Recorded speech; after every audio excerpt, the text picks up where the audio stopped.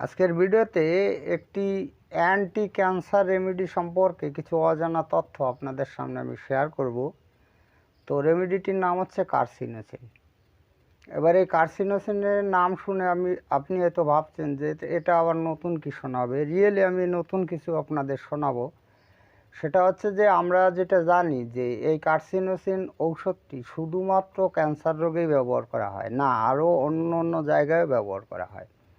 এছাড়া এই কার্সিনোসিন যে ঔষধটি, এই ঔষধটি ক্যান্সার রোগ আরোগ্যের জন্য কেন এত গুরুত্বপূর্ণ সে সম্পর্কেও কিছু তথ্য আপনাদের সামনে আমি তুলে ধরব। তো ভিডিওটি ভালো লাগলে লাইক, কমেন্ট, শেয়ার করবেন এবং আপনি যদি এই চ্যানেলে নতুন এসে থাকেন তাহলে চ্যানেলটিকে সাবস্ক্রাইব করে রাখবেন পরবর্তীতে নতুন ভিডিওর নোটিফিকেশন সবার আগে পাওয়ার জন্য। তো প্রথমে আমি এই ক্যান্সার ঔষধটির নাম লিখি, অ্যান্টি ক্যান্সার ঔষধটি। তো ওষুধটির নাম হচ্ছে কার্সিনোসিন, কার্সিনোসিন, ঠিক আছে। অনেক জায়গায় এই রেমেডিসের নাম এইভাবেই লেখা আছে, অনেক জায়গায় কিন্তু এর সাথে ইউএম যোগ করা হয়েছে, ঠিক আছে। তো ইউএম যোগ করা হোক বা নাই হোক, কার্সিনোসিন হয় আর কার্সিনোসিনাম হয়, ঔষধ কিন্তু একটাই। তো এই ঔষধ সম্পর্কে কিছু অজানা তথ্য, জানা তথ্যও কিছু বলতে হবে আর অজানা তথ্যও বলতে হবে। তো আমরা প্রথমে জানব যে এই ঔষধটি কে আবিষ্কার করেন। তো এই ঔষধটি কিন্তু ডক্টর জে.সি. বার্নেট, ঠিক আছে। Doctor J C. বার্নেট এই ঔষধটি আবিষ্কার করেন। হ্যাঁ, এবার ডক্টর জে.সি. বার্নেট কিন্তু ক্যান্সারের একজন বিশেষজ্ঞ ডক্টর বলা যায় আমাদের হোমিওপ্যাথিতে। তো শুধু ডক্টর জে.সি. বার্নেটই নন, ডক্টর ফোবিস্টার, ডক্টর ক্লার্ক এবং অন্য অন্য ডক্টরগণ এই কার্সিনোসিন ঔষধটি প্রয়োগ করে কিন্তু অসংখ্য রোগী ভালো করেছে ক্যান্সারের। তার প্রমাণও আমার কাছে আছে। এবার ঘটনাটি হচ্ছে যে এই কার্সিনোসিন এই ঔষধটি কিন্তু নোসোডোস ঔষধ, কেননা এই ক্যান্সার রোগীদের সেই ক্যান্সারের সেই সেল থেকে, সেখান থেকে এই ঔষধটি আবিষ্কার করা হয়েছিল। আবার ঘটনাটি হচ্ছে যে এই ঔষধটি কেন এত গুরুত্বপূর্ণ। তো গুরুত্বপূর্ণ এই কারণের জন্য, আমি আপনাদের আগে একটা ভিডিওতে দেখিয়েছিলাম যে ক্যান্সার বিশেষজ্ঞরা ক্যান্সার রোগীদের কিছু পূর্ব লক্ষণ, মানে ক্যান্সার রোগীদের পূর্ব লক্ষণ বা ক্যান্সার রোগীদের সার্বদৈহিক যে লক্ষণগুলো আসে, সেই লক্ষণগুলোর মোস্ট অফ মানে 60 থেকে 70% আপনি কিন্তু এই কার্সিনোসিনের মধ্যে পাবেন। এবার আমরা তো হোমিওপ্যাথিতে কিন্তু লক্ষণভিত্তিক চিকিৎসা করি। তো যেখানে একটা ঔষধের যদি 60 থেকে 70% লক্ষণ যদি কোনো রোগীর ক্ষেত্রে পাওয়া যায়, তো সেই ক্ষেত্রে রোগটি কিন্তু আরোগ্য হয়। তো কার্সিনোসিনেও আপনি দেখবেন যে ক্যান্সার রোগীদের যে মোস্ট অফ লক্ষণগুলো, সেই লক্ষণগুলো এই কার্সিনোসিনের মধ্যে পাওয়া যায়। তার জন্য এই কার্সিনোসিন একটা বিরাট ক্যান্সার রোগের একটা ভালো ঔষধ। তো এই ছিল বিষয়টা, যে তার জন্য কিন্তু এই ক্যান্সার রোগের খুব গুরুত্বপূর্ণ এই রেমেডিটি। এবার এই কার্সিনোসিন আমরা যদি ব্যবহার করতে চাই তাহলে এর কিন্তু কিছু লক্ষণ আছে, আমরা কিন্তু সেই লক্ষণের সঙ্গে, রোগীর সঙ্গে যদি সাদৃশ্য না হয় তাহলে কিন্তু আমরা ব্যবহার করতে পারি না। খেয়াল খুশি মতো কিন্তু আমরা এই কার্সিনোসিন ঔষধটি ব্যবহার করতে পারি না। তো আমরা প্রথমেই জানবো যে এই কার্সিনোসিনের ব্যবহারের শর্ত বা কার্সিনোসিনের সেই লক্ষণগুলো কি কি। এই লক্ষণগুলোর সঙ্গে ক্যান্সার রোগীদের সার্বদৈহিক লক্ষণের অনেক মিল হবে। আমি তো প্রথমেই বলেছি যে 60 থেকে 70% লক্ষণ কিন্তু মিল হবে। তো আমি এখানে প্রথমে লিখি শর্ত, ঠিক আছে। শর্ত মানে হচ্ছে কার্সিনোসিনের এই লক্ষণগুলো কি কি, কি কি লক্ষণগুলো থাকলে আমরা এই ঔষধটি ব্যবহার করতে পারি, সেই লক্ষণগুলো কি। আমি 1 2 3 করে লিখব। নাম্বার 1-এ লিখি হাঁটু, হাঁটু ও কনুই, কনুই একত্রে একত্রে করে শোয়া। আপনি পাবেন যদি কার্সিনোসিনের রোগী হয়ে থাকে তাহলে হাঁটু আর কনুই এক জায়গায় নিয়ে এসে পায়ের হাঁটু আর এই হাতের কনুই এইভাবে কোড়া হয়ে শোয়, ঠিক আছে। এই হাঁটু আর কোনো একত্রে করে শোয়া, এই লক্ষণটি আপনি কার্সিনোসিনের রুগী হলে পাবেন। নাম্বার 2তে লিখব লবণ, লবণ, দুধ, দুধ, মাংস, লবণ, দুধ, মাংস, ডিম, আর হচ্ছে ফল। কটা খাদ্য হলো? 1 2 3 4 5, এই 5টি, এই 5টি খাদ্যে ইচ্ছা বা অনিচ্ছা, যদি কার্সিনোসিনের রোগী হয়ে থাকে তাহলে এই যে 5টি আমি খাদ্য লিখলাম, এই খাদ্যের প্রতি আকাঙ্ক্ষা থাকবে অথবা অনিচ্ছা থাকবেই, মানে বিপরীত লক্ষণ থাকবে এই কার্সিনোসিনের। হয় ইচ্ছা হতে পারে বা অনিচ্ছা, একটিতেও হতে পারে, একাধিকেও হতে পারে। ঠিক আছে, এবার নাম্বার 3তে লিখি সমুদ্র তীরে,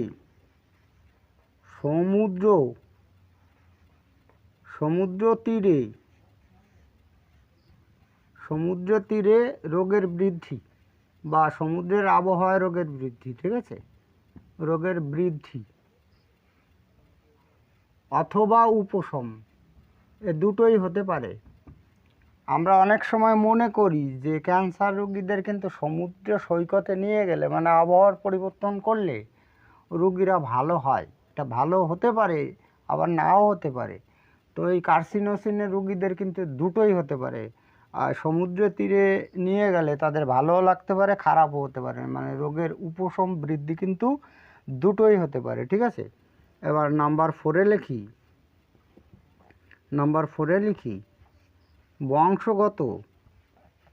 বংশগত টিবি, ক্যান্সার,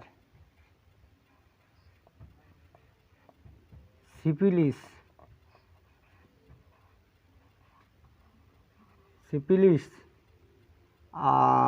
সুগার ইত্যাদি রোগের ইতিহাস। ঠিক আছে, এটা থাকবে। রোগীর বংশগত কারুর, মানে ব্লাড রিলেশনের কারুর ক্যান্সার হয়েছিল বা সিফিলিস হয়েছিল বা সুগার হয়েছিল, এরকম ইতিহাস। এটা কিন্তু রোগীর ব্যক্তিগত জীবনেও কিন্তু থাকতে পারে। নাম্বার 5-এ লিখি উপযুক্ত ঔষধ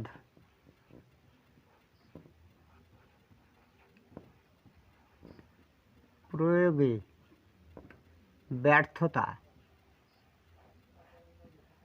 ডক্টরবাবু একেবারে রোগীর উপযুক্ত ঔষধ প্রয়োগ করেছেন, তথাপিও ঔষধে কাজ হচ্ছে না, এরকম লক্ষণটি কিন্তু থাকতে হয় কার্সিনোসিন প্রয়োগ করতে হলে। ঠিক আছে, নাম্বার 6-এ লিখি শীতকাতর,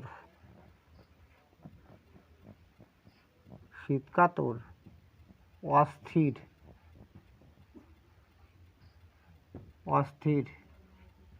ভীতু হওয়া। এই শীতকাতর, অস্থির, ভীতু, এগুলো হচ্ছে কার্সিনোসিনের ধাতগত লক্ষণ। ঠিক আছে, এইগুলো কিন্তু থাকতে হয়। এই না থাকলে আমরা কার্সিনোসিন প্রয়োগ করতে পারি না। এইগুলো হচ্ছে, এইটা লাস্টেরটা হচ্ছে কার্সিনোসিনের ধাতগত লক্ষণ। তো এই যে আমি আপনাদের 6টি সত্য বা লক্ষণ লিখে দিলাম, এর মধ্যে যদি একটাও না থাকে তাহলে কিন্তু কার্সিনোসিন কিন্তু ব্যবহার করা যাবে না। মানে এই সত্যগুলো থাকতে হবে বা এই লক্ষণগুলো থাকতে হবে, তবেই আপনি কিন্তু কার্সিনোসিন ব্যবহার করতে পারেন।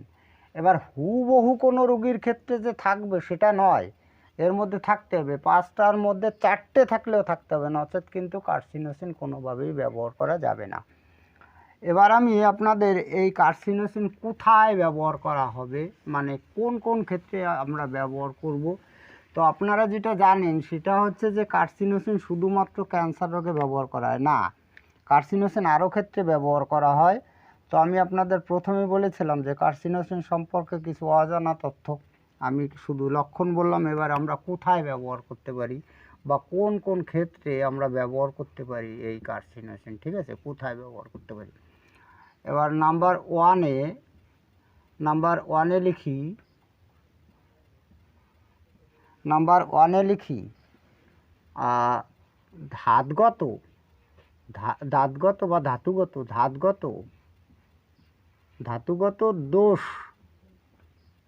দোষ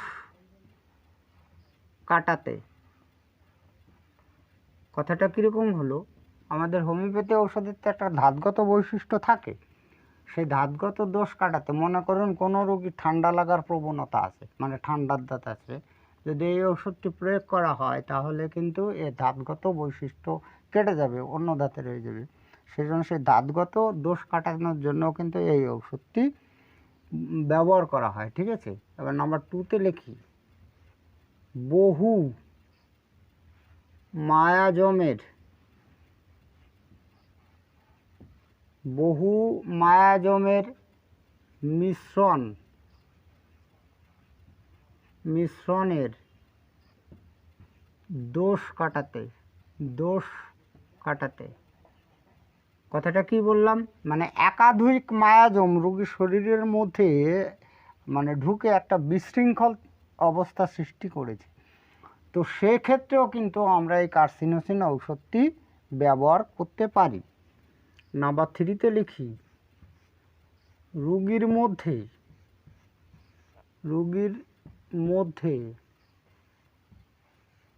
প্রতিক্রিয়া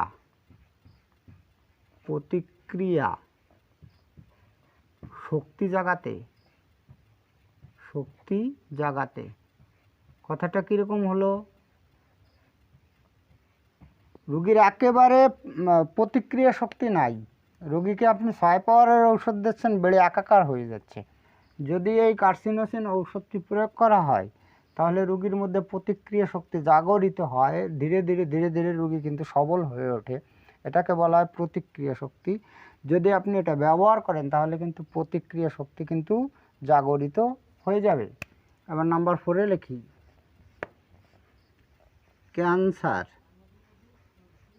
ক্যান্সারের ব্যথা উপশম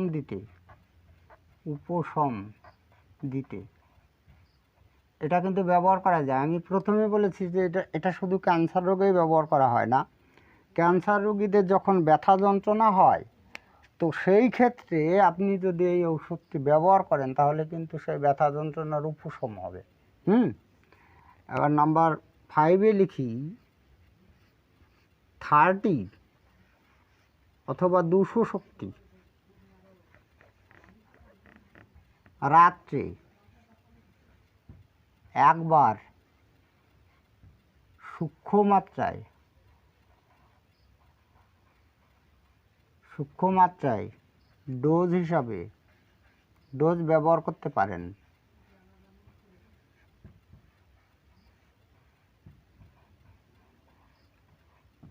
আপনার এরকম অবস্থা যদি হয় তাহলে 30 শক্তি বা 200 শক্তি রাত্রে খাবার আগে ওটাকে ডোজ হিসাবে ব্যবহার করতে পারেন, তবে সেটা কিন্তু অবশ্যই কিন্তু সূক্ষ্ম মাত্রায় হবে। এবার সূক্ষ্ম মাত্রায় ঔষধটাই কি এই সম্পর্কে স্পষ্ট ধারণা কিন্তু মোস্ট অফ ডক্টরবাবুদের নেই। তো সূক্ষ্ম মাত্রার ধারণাটা কি, এটা যদি আপনি বিস্তারিত তথ্য জানতে চান আমার এই 18 নং ভিডিওতে দেখতে পারেন। তো আরও সহজ কথায় আপনাদের একটা আমি বলে দিই, সেটাতে মোটামুটি সূক্ষ্ম মাত্রায় হবে। সেটা হচ্ছে সূক্ষ্ম মাত্রায় কিন্তু 1 ফোঁটা বা 2 ফোঁটা নয়, আপনি 1 ফোঁটা বা 2 ফোঁটা রোগী যদি ক্যান্সার রোগীকে এই ঔষধটি খাওয়ান, আর যদি দুর্বল প্রকৃতির তো অবশ্যই হবে, রোগী যদি ক্যান্সার রোগে আক্রান্ত হয় সেক্ষেত্রে কিন্তু হিতের বিপরীত হওয়ার সম্ভাবনাটা প্রবলভাবে থাকবে। তো এই অসুবিধা কাটানোর জন্য আপনি সূক্ষ্মমাত্রার ওই 18 নং ভিডিওটি দেখতে পারেন। যদি আপনি ওই ভিডিওটি একটু জটিল আছে, তো যদি আপনি ওটা দেখে যদি না বুঝতে পারেন তাহলে আরও একটা সংক্ষেপে উপায় বলে দিই। এই যে 30 শক্তি বা 200 শক্তির আপনি 1 ফোঁটা ওষুধ, প্রথমে ঔষধের বোতলটাকে ভালো করে ঝেঁকে নেবেন এবং সেই ঔষধটি ভালো করে ঝাঁকার পর 500 ml জলের মধ্যে, একটু নয় কিন্তু 500 ml জলের মধ্যে, একবারে ড্রিঙ্কিং ওয়াটারের মধ্যে আপনি ওই ঝাঁকা ঔষধের 1 ফোঁটা দেবেন। 1 ফোঁটা দেওয়ার পর সেখান থেকে চা চামচের 2 চামচ খেলে মোটামুটি কিন্তু সূক্ষ্ম মাত্রায় হয়ে যাবে। এটা আপনি প্রতিদিন রাত্রে ব্যবহার করতে পারেন, তবে দিনে 2 বার ব্যবহার করবেন না। যদি সম্ভব হয় আরও ছাড়া ছাড়া ব্যবহার করুন, মানে 2 দিন বা 3 দিন পর পরও ব্যবহার করা যায়। আর যদি আপনি উচ্চ শক্তি মানে 1000 বা 10,000 শক্তি ব্যবহার করেন, তাহলে কিন্তু 1 মাসের আগে ব্যবহার করবেন না। যদি 10,000 ওষুধ দেন, 10,000 পাওয়ারের বা 1000 পাওয়ারের শক্তি যদি প্রয়োগ করেন, তাহলে 15 দিন অন্তর অথবা 1 মাস অন্তর ওটাকে ব্যবহার করবেন। যাই হোক, আজকে এই পর্যন্তই। খুব তাড়াতাড়ি ফিরে আসবো নতুন গুরুত্বপূর্ণ বিষয়বস্তুর ভিডিও নিয়ে। দেখা হচ্ছে নেক্সট ভিডিওতে। ততক্ষণ আপনারা ভালো ও সুস্থ থাকুন। জয় হ্যানিম্যান, জয় হোমিওপ্যাথ।